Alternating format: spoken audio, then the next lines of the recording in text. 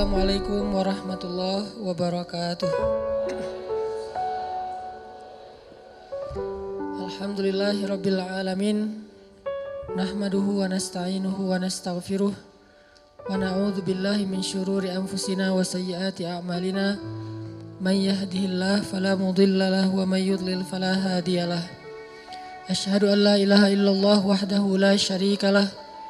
Wa asyhadu anna Muhammadan abduhu wa rasuluhu alladzi la nabiyya ba'dah. Allahumma shalli wa sallim wa barik ala sayyidina Muhammadin wa ala alihi wa sahbihi ajmain.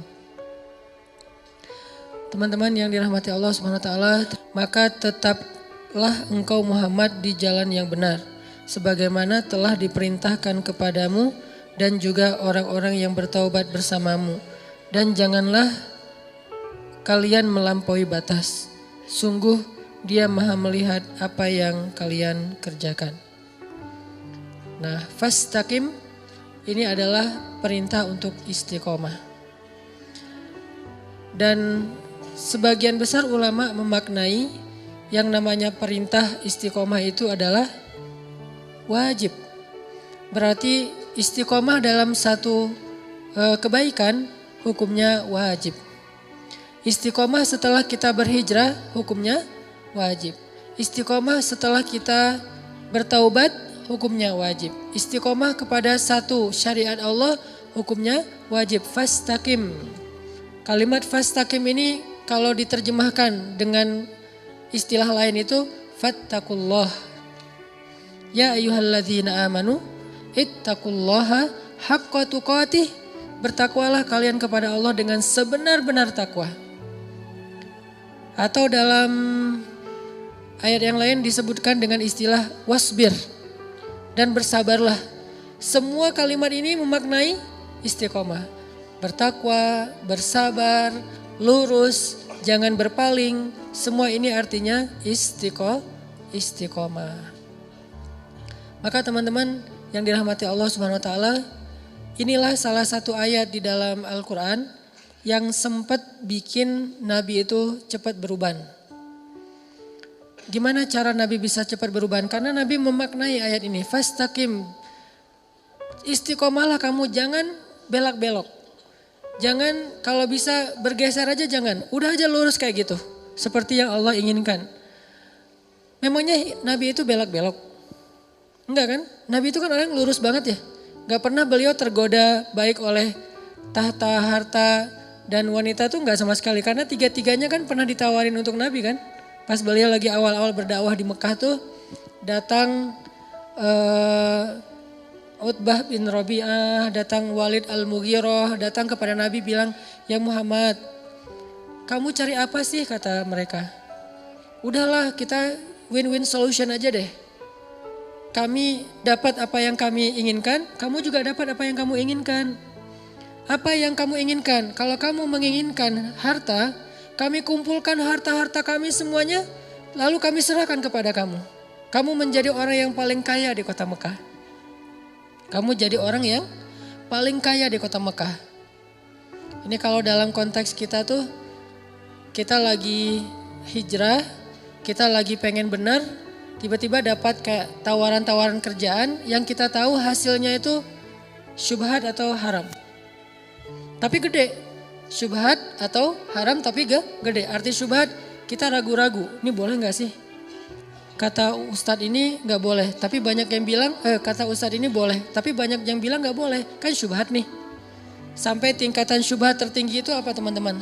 99 orang bilang boleh, cuman satu bilang gak boleh, syubhat. Walaupun ini gak harus semuanya kayak gini ya, level orang kan berbeda-beda. Ada yang takwanya sampai ke tingkat waro. Waro itu yang meninggalkan 99 halal hanya gara-gara khawatir dengan satu yang haram. Itu tingkat waronya tuh udah tingkat tinggi lah. Kayak Umar tuh. Tuh Umar waronya luar biasa. Gimana waronya Umar? Pernah beliau lagi minum susu onta gitu. Terus rasa susunya beda sama susu yang biasa diminum. Mungkin beda merek gitu, beda brand gitu kan ya. Pas diminum nih gak kayak gua minum biasanya nih, susunya beda nih rasanya nih. Lo dapat dari mana? Beli di Indomaret mana nih katanya. Kata asistennya, enggak wahai khalifah, ini memang bukan susu unta milikmu. Tapi ini unta dari Baitul Mal, unta zakat. Milik kaum muslimin. Langsung ditaruh tuh gelas, mau muntahin gak enak. Udahlah ditaruh aja tuh gelas di situ. Ma'azallah kata Umar, astaghfirullah innalillah. Kenapa kamu memberikan sesuatu yang neraka buat saya? Kata pembantunya, ini halal. Bukan dari hasil curian, dari Baitul Mal. Tapi kan bukan milik saya, milik kaum muslimin. Dan saya belum minta izin kepada mereka. Akhirnya Umar pun tidak lagi mau minum susu itu. Dan kemudian meminta maaf kepada seluruh kaum muslimin. Dia posting, dia bilang, wahai masyarakat Islam. Posting nih, presiden posting bayangin. Apa isi captionnya? Minta maaf saya udah minum setengah gelas susu milik kalian. Ini istiqomahnya seorang pemimpin yang luar biasa. Gak mau macam-macam. Kalau yang bukan milik dia gak mau dia sama sekali. Satu tetes aja gak mau. Kenapa? Satu tetes itu sama dengan satu tetes api neraka. Satu tetes api neraka kan cukup melelehkan ubun-ubun ya. Gak usah api neraka, satu tetes lahar aja coba bayangin. Kan ngeri banget tuh. Satu tetes lahar itu bisa ngebakar satu pohon besar. Sepohon beringin itu terbakar oleh satu tetes lahar. Taruh aja di bawah, di akarnya, kebakar sampai ke atas. Gimana satu tetes neraka? Melelehkan ubun-ubun sampai ke ujung kaki. Gak mau udah satu tetes pun. Terus kasus yang lain. Punten Qurannya ditaruh di sini. Kasus yang lain tuh Umar lagi jalan ke pasar. Terus tiba-tiba ngelihat ada banyak onta. Ada satu onta di antara sekian banyak onta yang lebih gemuk sendiri dibandingkan yang lain. Dia gemuk sendiri nih onta nih. Akhirnya Umar nanya, itu onta punya siapa kok bisa gemuk sendiri? Kata orang-orang, milik anakmu ya Amirul Mukminin. Anakku yang mana? Abdullah bin Umar. Panggil Abdullah sini. Panggil. Ada apa ayah? Abdullah, kenapa onta kamu gemuk sendiri dibandingkan onta yang lain? Ya, saya nggak tahu. Ya, saya ngasih makan dari cara yang halal, saya kasih minum dari cara yang halal. Kata Umar, enggak. Pasti orang-orang mendahulukan ontamu daripada onta yang lain karena dianggap engkau anaknya Amirul Mukminin. Mereka akan memberikan rumput yang terbaik untuk ontamu sebelum onta-onta yang lain karena engkau anak Amirul Mukminin.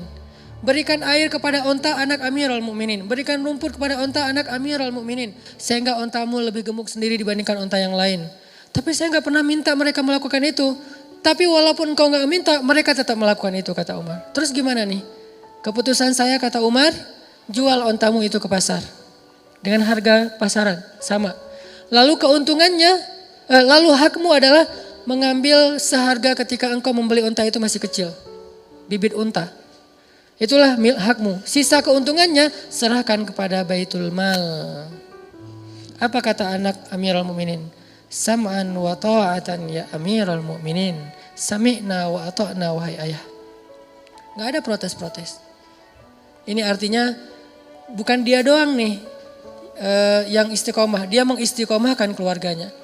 Bahkan pernah dia nyuruh anaknya itu ngembaliin hadiah gara-gara dapat hadiah dari temannya di Syam. Syam itu Suriah kalau sekarang. Salah satunya Damaskus. Anaknya Umar itu dapat hadiah dari Damaskus dari temannya kayak gitu. Gak tahu lagi ulang tahun atau lagi apa, pokoknya dikasih hadiah aja. Pas sampai di Madinah dilihat sama Umar, ini dari mana nih hadiahnya nih? Kata anaknya dari teman saya di Damaskus. Wah, balikin kata Umar. Kenapa dibalikin? Sesungguhnya dia tidak memberikan hadiah ini kecuali karena dia melihat engkau sebagai anak Amirul Mukminin. Kalau engkau bukan anak presiden, emang dia akan ngasih hadiah? Ya saya nggak tahu. Maka dari itu kembalikan yang bukan hak kita dibalikin. Saking luar biasanya istiqomah. Dan Nabi pernah diuji dengan yang kayak gini nih. Diteladani oleh Abu Bakar, diteladani oleh Umar. Teladan Abu Bakar apa? Ketika Abu Bakar hidup bersama seorang perempuan yang menikahi 3 laki-laki ahli surga tiga-tiganya. Siapa namanya? Asma bintu Umais. Cewek yang punya 3 suami, tiga-tiganya ahli surga. Bukan poliandri ya. Dia nikah, terus suaminya meninggal, nikah lagi, suaminya meninggal, nikah lagi, suaminya meninggal. 3 kali nikah. Dan 3 kalinya, tiga-tiganya itu ahli surga. Suami pertama Ja'far, Nabi menyebutnya Tayyar. Seorang laki-laki yang punya sayap di surga, itu Ja'far. Nanti kalau teman-teman masuk surga ngelihat ada yang terbang-terbang, itu Ja'far namanya. Jangan foto, ini siapa sih? Jangan, udah ketahuan Ja'far. Gak tahu, gak pernah ikut talim ya. Ja'far namanya kalau yang punya sayap di surga. Kedua suaminya Abu Bakar. Udah dijamin surga dalam banyak hadis. Yang ketiga suaminya Ali bin Abi Thalib. Jadi 3 kali nikah, 3-3-nya punya anak dan 3 suaminya itu adalah min ahlil jannah mubasysyirina bil jannah. Orang yang dijamin masuk surga. Nah, di masa Asma jadi istrinya Abu Bakar, jadi Asma ini bisa dibilang satu-satunya perempuan yang pernah jadi ibu negara 2 kali. Pas istri Abu Bakar sama pas jadi istri Ali, 2 kali jadi ibu negara. Dan dia ibu negara pertama dalam Islam, Asma bintu Umais. Nah, pas masa dengan Abu Bakar kan pedagang kain aslinya. Terus sejak dia jadi khalifah dia udah gak ngurus dagangannya sampai lama-lama habis aja bangkrut. Terus diputuskan oleh syuro bahwa Abu Bakar dapat gaji dari Baitul Mal, gaji dari pemerintah gitu. Nah, gajinya kecil. Sejak digaji, keluarga Abu Bakar ini gak pernah makan daging lagi di rumah. Karena udah gak sanggup beli daging. Belinya cuman tempe, tahu gitu, udah gak sempat beli daging. Sampai suatu saat Asma bilang, ya Abu Bakar, boleh gak kalau misalnya kita tabung dari hasil belanja bulanan, saya sisihkan sedikit saja. Nanti setelah beberapa lama kalau udah cukup, saya pengen beli daging sesekali. 1/4 kilo juga gak apa-apa, yang penting makan daging. Udah lama banget kita gak makan daging. Kata Abu Bakar, coba aja kalau bisa disisihin setiap hari sama Asma. Yang harusnya beli misalnya makan telur 1 orang 1 butir, sekarang 1 butir bagi 4 gitu telurnya teh. Telur rebus bagi 4. Terus juga kalau roti 1 orang 1, sekarang 1 orang 1 roti ber-3 atau 1 roti seharian dicicil makannya. Diirit banget sama Asma. Sampai setelah beberapa lama akhirnya tabungan Asma ini bisa untuk beli daging sedikit. Dia bilang kepada Abu Bakar, ya Abu Bakar ini udah dapat nih bisa beli daging, boleh saya pakai untuk beli daging? Berapa wahai Asma? Disebutkan angkanya. Lalu Abu Bakar mengatakan, wahai Asma, berarti gaji saya selama ini lebih ya? Lebih dari kebutuhan kita? Rela enggak jika kita berikan kembali gaji yang sisa ini kepada Baitul Mal dan mulai bulan depan gaji saya dikurangin sebagaimana yang kamu bisa menyisihkannya? Apa kata Asma? Sam'an wa ta'atan. Solehnya orang dulu tuh. Sam'an wa ta'atan, sami'na wa ata'na. Enggak ada protes, enggak minta cerai, enggak posting, enggak. Kan ada yang curhat lewat medsos gitu kan ya, posting, suami kok gini-gini amat, sok soleh lah, ahli sok suci segala macam. Enggak. Sam'an wa ta'atan kepada suaminya. Diajak susah, sesusah-susahnya sam'an wa ta'atan. Makanya emang pantas sih kalau Asma itu punya suami 3-3-tiganya ahli surga. Karena emang gak enak jadi suami ahli surga. Pastinya akan banyak diajak susah. Walaupun ada juga ahli surga yang senang kayak Abdurrahman bin Auf, Utsman bin Affan, itu kan ahli surga yang senang ya. Cuman kan gak bisa milih, saya mah gak mau sama Abu Bakar, maunya sama Utsman gitu. Takdir lah ya. Ada yang takdirnya kayak anak Nabi nikahnya sama Utsman. Ada anak Nabi nikahnya sama Ali. Dua-duanya ahli surga. Utsman ahli surga, Ali ahli surga. Dan dua-duanya solehah. Yang istri Utsman bersyukur, yang istri Ali bersabar. Mukmin. Kalau kita kan ngebandingin, kenapa ya nggak saya aja sama Utsman? Coba ya kalau suami saya kayak Utsman, kamu sih malas kerja, kamu sih terlalu jujur, kamu sih apa segala macam. Mulailah menggoyahkan keistiqomahan pasangannya. Nah ini artinya teman-teman, Abu Bakar tuh kayak gitu istiqomah. Sampai pernah Abu Bakar makan makanan kayak daging gitu, ada yang hadiahin kayak kornet, terus dimakan sama Abu Bakar. Udah makan setengah, ditanya sama Abu Bakar, nih enak banget nih kornetnya dapat dari mana? Dari non muslim yang dia bukan ahlul kitab. Yang dia itu nyembelih hewan bukan dengan nama Allah. Ibaratnya kita produk yang gak ada label halal. Udah makan setengah baru ketahuan, ini gak ada label halalnya, dari mana nih? Impor. Wah bahaya nih. Akhirnya apa yang dilakukan Abu Bakar? Dia ambil kayu kecil, dia masukkan ke mulut supaya dia muntah. Pas sudah muntah dia liatin ada daging gak? Wah kurang nih, digini-gini lagi. Sampai pingsan Abu Bakar. Jadi kalau kita mau gaya-gayaan depan Abu Bakar, kenapa Nabi sampai bilang iman Abu Bakar itu lebih berat daripada iman semua umat Islam? Kayak gitu tuh salah satu adegannya tuh. Sampai digini-gini, kenapa? Istiqomah, gak mau makan satu eh, biji sawi pun atau biji beras pun, satu butir beras pun yang bukan haknya atau yang tidak halal. Bisa nggak kita istiqomah ketika kita lagi jalan-jalan ke luar negeri? Gitu aja, hal sepele kan? Ke Singapura, alhamdulillah sekarang tuh halal food tuh udah jadi tren baru sekarang. Kayak di Jepang tuh sekarang menjelang Olimpiade, Jepang mempersiapkan banyak halal food spot gitu, halal food corner. Jadi di mall-mall tuh selalu ada kayak ini bagian ini halal food dan makanannya tetap makanan Jepang yang itu kayak gitu-gituan. Udon apa gitu tapi halal. Tapi dulu beberapa tahun yang lalu kata teman-teman di sana cari halal food itu susah banget. Kalau nggak benar-benar masak sendiri nggak akan bisa dapat makanan di luar yang halal. Ke Hong Kong, ke New Zealand misalnya kemana. Itu kalau kita nggak kuat untuk benar-benar berazam saya nggak akan makan kecuali yang halal. Walaupun akhirnya agak-agak emang nggak nyaman sih. Harus masak sendiri atau dimasakin temen atau mungkin carinya di pasar itu nyari dulu kemana yang ada kebab Turki baru dimakan atau yang makanan India itu juga nyarinya susah. Kadang-kadang bosan pengen makanan-makanan yang fast food misalnya yang ala-ala di luar kan mungkin rasanya beda sama di Indonesia nih sama-sama fast food. Pengen ngerasain nih fast food yang di luar kayak gimana, nggak boleh. Ini namanya istiqomah. Kalau bisa kayak gini aja nih udah dijamin masuk surga. Baru bab makanan yang bukan dalam keadaan lapar banget loh ya. Makanan yang sebetulnya masih banyak pilihan. Itu aja kadang-kadang kita udah ujian kan, udah PR nih. Udahlah gak usah terlalu fanatik-fanatik abang jadi orang. Kadang-kadang setan ngebisikin gak apa-apa nanti tinggal taubat. Kan suka gitu ya. Udah aja sekarang mah nanti tinggal taubat. Sesekali lah gitu. Nah ini kadang-kadang bikin kita agak-agak lemah. Disitulah PR kita nih. Mujahadah kita, usaha kita tuh, effort kita di situ. Setelah kita berhijrah, setelah kita taubat, udah coba effortnya cuman fokus dengan istiqomah saya mah nggak mau ngelanggar. Saya bilang pengen main boleh, tapi jangan bikin dosa. Pengen have fun boleh, tapi jangan nambah dosa. Pengen nongkrong boleh, tapi jangan lalai buat kita jadi jauh dari Allah. Sebetulnya bisa banget, cuman kita kadang-kadang terlalu pragmatis dan gak sabar untuk ngejalanin dulu cara-cara Allah.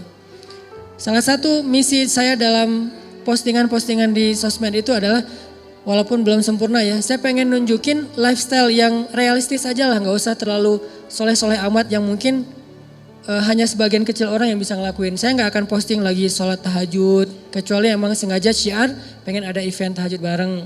Saya nggak posting lagi tilawah yang panjang banget, tilawahnya 1 hari 10 juz, walaupun nggak pernah misalnya.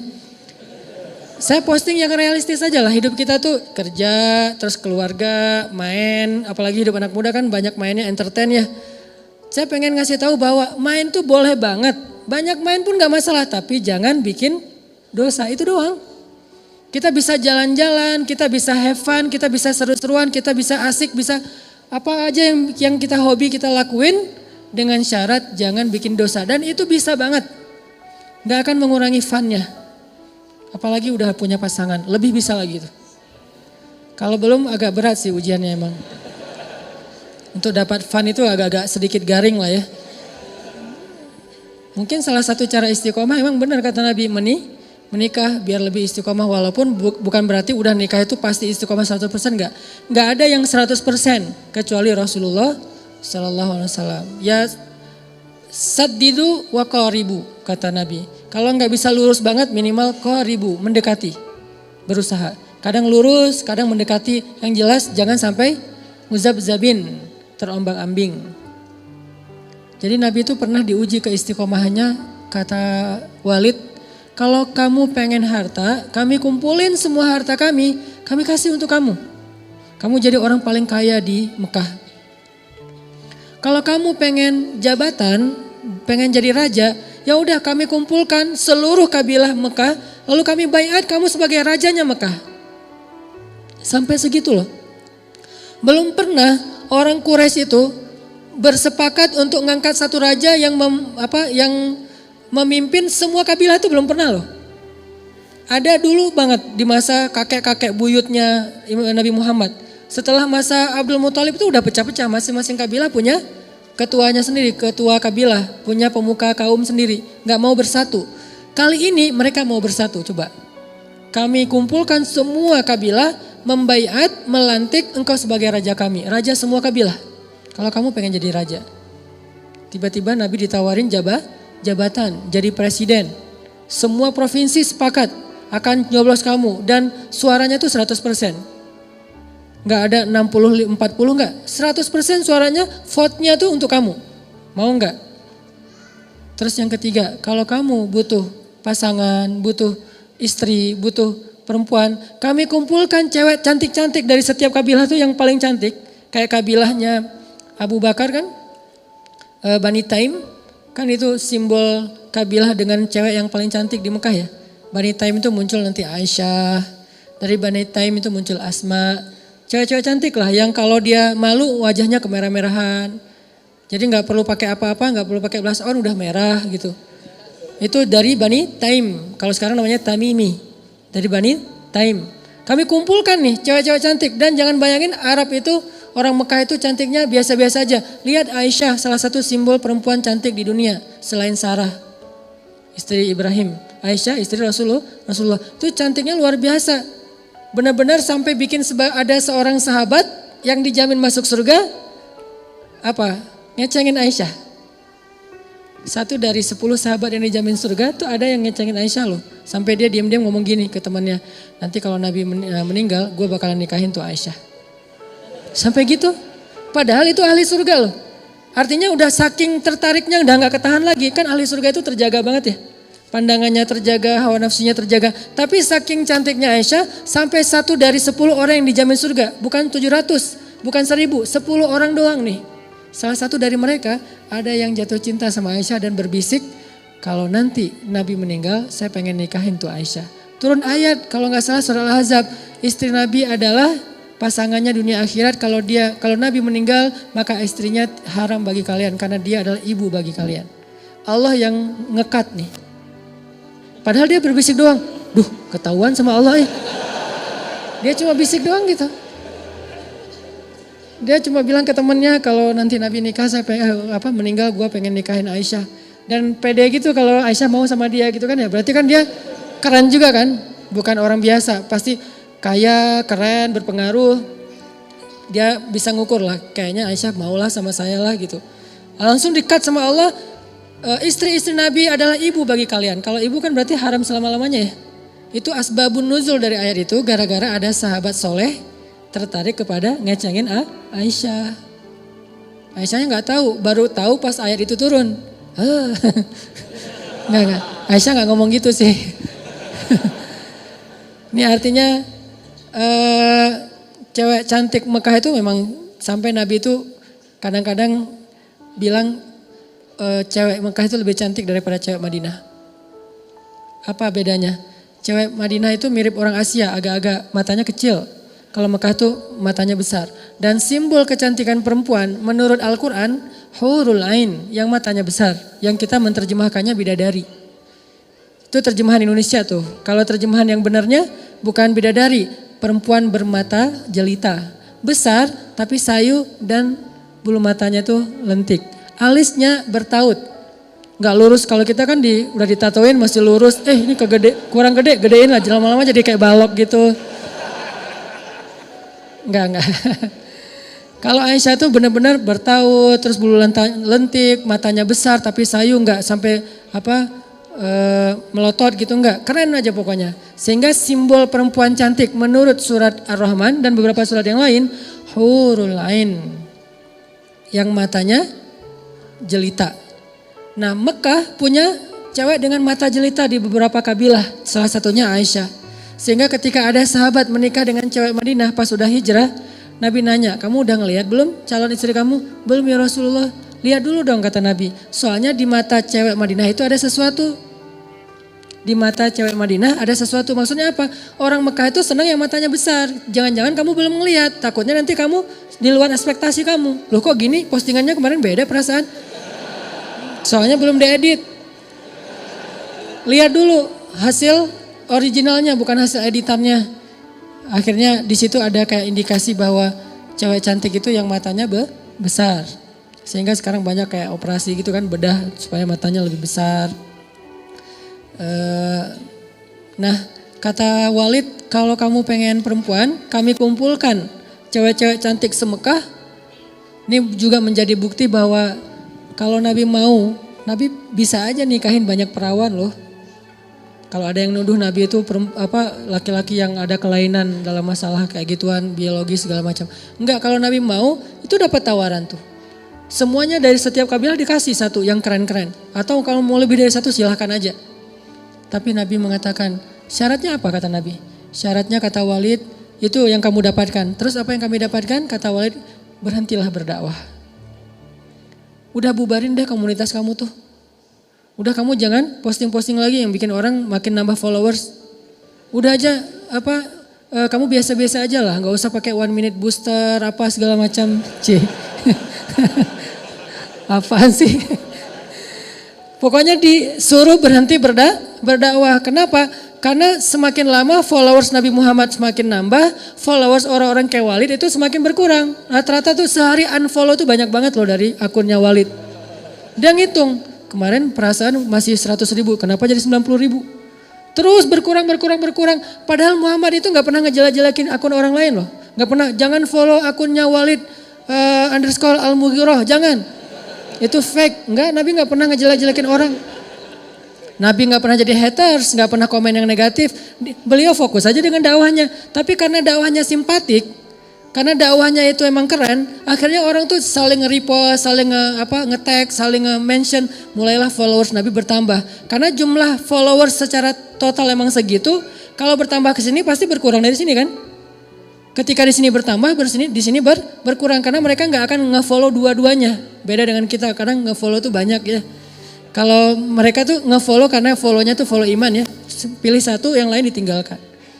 Tinggalkan dakwah. Tinggalkan kerjaan kamu itu, tinggalkan komunitas kamu, bubarin. Kata Nabi, seandainya matahari diletakkan di tangan kananku, rembulan di tangan kiriku, artinya diberikan dunia seisinya, aku tidak akan berhenti dari dakwah ini walaupun 1 jengkal. Ini namanya istiqomah. Kalau Nabi konteksnya dakwah, kalau kita minimal konteksnya hijrah. Mungkin kita nggak usah ngomongin dakwah dulu deh. Karena ujian dakwah ini kan berat banget ya. Minimal kita ujian pribadi aja dulu. Jangan dari orang lain. Kalau kita ngedakwahin orang lain kan ujiannya dari orang lain. Kalau ini dari desakan diri kita nih. Hijrah, istiqomah dalam makanan yang halal. Istiqomah dengan menutup aurat yang sempurna. Model bebas. Saya selalu bilang model jilbab itu bebas. Silakan mau pakai tutorial hijab yang gimana aja terserah deh. Yang penting menutup auratnya dengan baik. Bisa sampai ke lutut, bisa cuma siku, bisa cuman sepundak tapi dimasukin ke dalam, luarnya pakai coat gitu yang longgar kayak orang Turki misalnya. Terserah deh masalah model hijab, yang penting menutupnya dengan baik. Dan kata baik ini nanti ditafsirkan lagi dalam bab fikih. Saya nggak ngomongin fikih, yang jelas menutup aurat dengan baik. Istiqomah. Kadang-kadang ujiannya apa? Ujiannya panas, sehingga kita akhirnya agak-agak mikir nih, dia kan cuma sepupu doang, padahal sepupu itu kan bukan muhrim ya, kan cuma sepupu doang, dari kecil juga main bareng dan gak ada perasaan juga. Bukan masalah perasaan kita dan bukan masalah perasaan dia. Gue percaya kok dia gak ada perasaan apa-apa ke saya juga gak ada perasaan ke dia. Kita saling percaya, tapi kita gak percaya sama setan. Kita tuh bukan mencurigai teman kita, bukan gak yakin dengan diri kita curiga sama setan. Kayak jalan berdua nih. Kan kita udah temenan dari dulu. Lu kayak gak kenal gua aja, kenal. Terus lu ada perasaan yang aneh-aneh tentang gua? Enggak, biasa aja. Terus gua yakin banget sama lu, gua yakin sama diri sendiri, tapi gua gak yakin sama setan. Karena dia yang ketiga di antara kita. Dialah yang yuwaswis. Jadi orang ketiga itu bukan yang nikung kita. Orang ketiga itu bukan yang dengerin curhat. Orang yang ketiga itu bukan yang modus. Orang ketiga itu adalah setan, yuwaswisu fi sudurin nas. Jadi kita tuh bukan gak percaya sama teman kita. Kita bukan gak percaya sama sepupu. Dia nggak akan ada perasaan, Ustadz ke saya. Kalau nggak ada perasaan kan nggak apa-apa. Bukan masalah dianya, nanti setan. Gimana maksudnya Ustadz? Yuwaswis. Awalnya nggak ada perasaan, tiba-tiba datanglah setan, membisikkan sesuatu di dalam hatinya, muncullah rasa tertarik. Rasa tertarik itu nuktah, jadi satu noda hitam di hati dia. Tiba-tiba sholat udah nggak bisa khusyuk. Dia nggak sengaja ngelihat aurat kita, tapi gara-gara nggak sengaja terus jadi kayak ada perasaan apa gitu. Oh ternyata putih juga ya, ternyata cantik juga ya, ternyata bening juga ya. Jadilah sholatnya nggak khusyuk. Gara-gara sholat nggak khusyuk, jadilah hidupnya nggak khusyuk. Kalau hidup udah nggak khusyuk sehari, 2 hari, sebulan, 2 bulan, bahaya tuh. Sehari aja hidup kita nggak khusyuk, itu udah mulai bahaya. Apalagi sampai berminggu-minggu, berbulan-bulan, itu bisa bikin kita gampang banget ngelakuin dosa-dosa besar. Dari situ kan setan bermain. Makanya istiqomahnya tuh, walaupun sepupu juga, walaupun cuma sebentar, walaupun di rumah, tetap aja menutup aurat walaupun panas banget. Jakarta, Surabaya, Palu, ini beberapa kota yang saya pernah datang dan panas banget ya. Di Aceh tuh, di rumah aja panas, apalagi kalau nggak ada AC. Dan di rumah tuh kalau lagi mudik gitu, yang ngumpul kan sepupu-sepupuan tuh. Istri saya kalau lagi mudik kan ketemu sama sepupunya semua. Sepupu itu muhrim bukan, yang muhrim itu orang tuanya sepupu, paman, bibi itu muhrim. Tapi sepupunya bukan. Terus gimana caranya? Kalau di depan orang tuanya boleh buka jilbab, tapi kalau pas datang anaknya langsung tutup. Panas Ustadz. Nah itulah yang disebut dengan istiqomah. Laki-laki juga gitu, istiqomah mencari rezeki yang halal untuk istri dan anak-anaknya. Minimal cari untuk diri sendiri dulu. Yang halal, pastikan itu halal. Kalau sedikit aja ragu-ragu, nggak mau deh. Nah ini istiqomah. Bisa kayak gitu aja insya Allah dijamin masuk surga.